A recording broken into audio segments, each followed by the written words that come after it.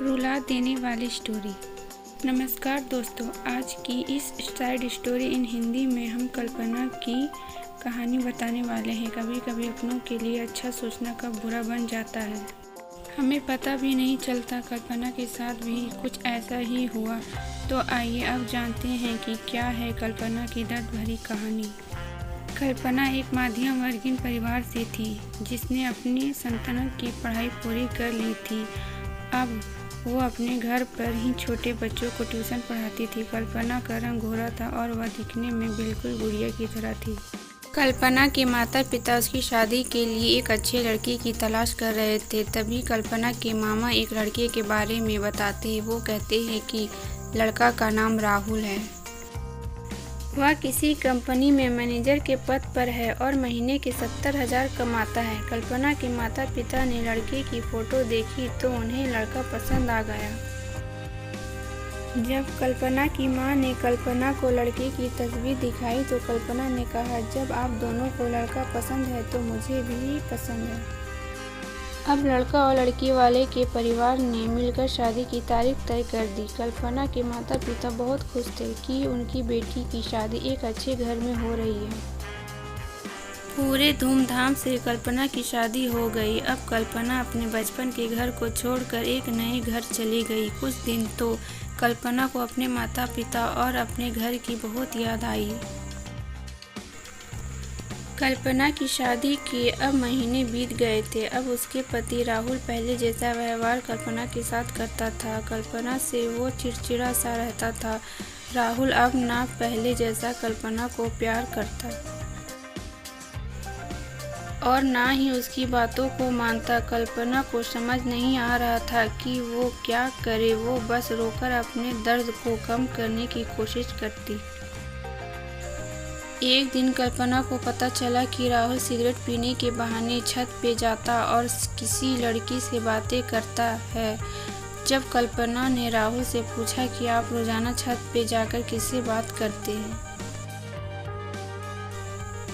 इस पे राहुल ने जवाब दिया कि वो मेरे ऑफिस का फ्रेंड है, बस उसी से बातें करता हूँ और तुम अपने काम से काम मतलब रखो, ज़्यादा सैडी बनने की ज़रूरत नहीं है।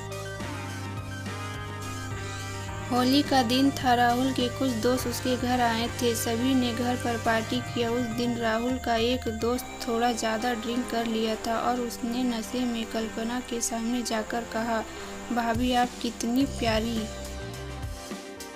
और मासूम हो। फिर भी राहुल भाई दिन भर उस घमंडी नेहा से बातें करते रहते हैं। लगता है कि आप राहुल भाई का सही से ख्याल नहीं रखते। ये सुनकर कल्पना का शक अब हकीकत बन चुका था। अगली सुबह जब कल्पना ने राहुल से पूछा कि ये नेहा कौन है और क्या लगती है आपकी, राहुल मैं तुम्हें क्यों बताऊं कल्पना, मैं बीवी हूँ आपकी। राहुल देखो, तुमसे पहले वो मेरे लाइफ में आई। कल्पना तो फिर मुझसे शादी क्यों किया? राहुल बस तुम अच्छी लगी इसलिए शादी कर लिया। कल्पना अब तुम देखना मैं उस कमीनी लड़की को कैसे सबक सिखाती हूँ। नेहा को कब कल्पना ने कमीनी कहा तो राहुल ने गुस्से में कल्पना को बहुत मारा और उसे कमरे में बंद कर दिया।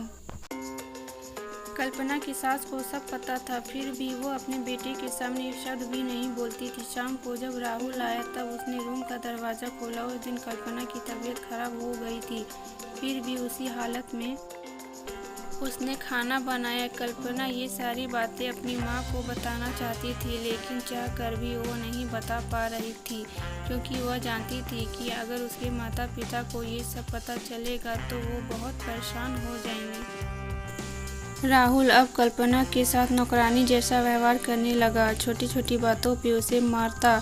कल्पना अब धीरे धीरे डिप्रेशन का शिकार होने लगी। उसके दिमाग में गलत गलत ख्याल आने लगे।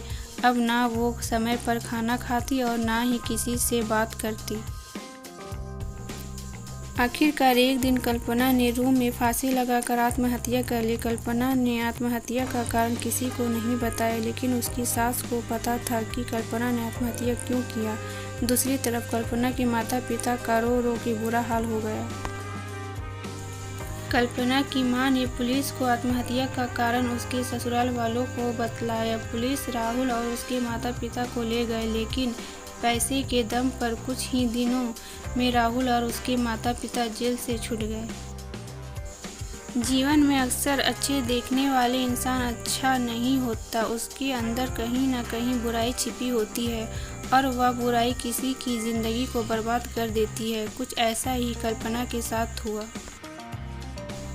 तो दोस्तों, आपको ये सैड स्टोरी कैसी लगी आप हमें कमेंट के माध्यम से बता सकते हैं। अगर आपको ये दर्द भरी स्टोरी पसंद आई हो तो इसे अपने दोस्तों के साथ भी शेयर करें। वीडियो पसंद आया तो लाइक और सब्सक्राइब करें।